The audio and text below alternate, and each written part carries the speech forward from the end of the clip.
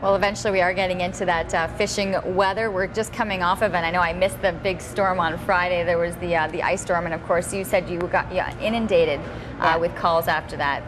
Lots Friday. of injured people after that freezing rainstorm. Yeah. It's simple, broken ankles, people slipping and falling. And I think that brings us to the caller that we do have on the line. I believe calling us from Russell is Robin. Robin, are you there?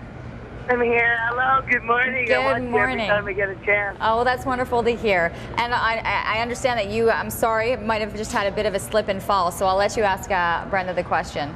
Yeah, it was just before Christmas. It was really slippery, and like I got 2 dogs. I was walking the dogs. Thanks, Kurt. I know I love your dogs too. But my husband, I fell and I broke a rib. I'm self-employed, and I ended up couldn't work for almost 3 months. So I got no compensation. Is it worth even trying to do anything about it? Okay, so what I'm hearing... It's a municipality issue, because it's up to them. They do salt the sidewalk, because there's 3 schools like right close to where I live. So, but this morning they had not salted the sidewalk. Okay, so one of the initial issues when you slip and fall on a municipal sidewalk is making sure that you know who's in control of that sidewalk, and if it is the municipality, that's one thing. If it's outside school property, maybe it's the school that's responsible. So that's something that's got to be figured out. There can be short notice periods for slip and falls on municipal property. So if you haven't done it already, Robin, you want to put the municipality on notice right away. And that can be as simple as a handwritten letter that you drop off at the clerk at City Hall's desk.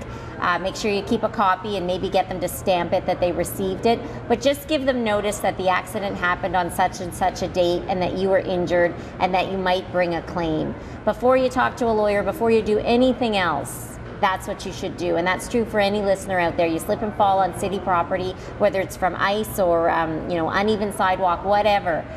Put them on notice, because there are tight time frames and there are some cases where you can be cut out because of that. Even though there's a 2-year limitation period, much shorter notice period.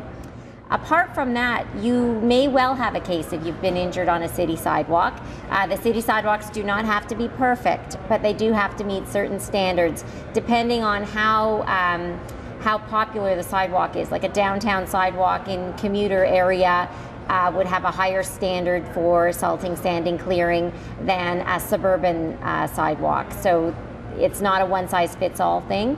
What a personal injury lawyer does is gets the city's clearing logs. So every time they salt and sand a sidewalk anywhere in the city, someone in a truck is writing down that it's done. So we have a look at that and we assess, was it reasonable given the weather, given what their standards are, did they meet their standards?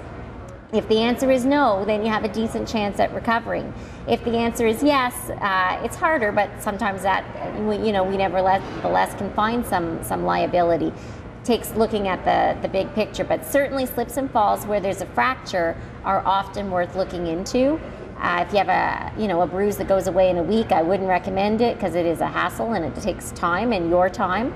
But if you have a fracture and it's affected your income, I think this lady said she was self-employed. And off for 3 months. Yeah, that's a big enough loss that you want to look into it to see if you have a case. And I know, just because from our previous segments, if you do have that situation, if you have your phone with you, you've often said, take a picture of the circumstance or the stairs or whatever, those kinds of little things too will help for future.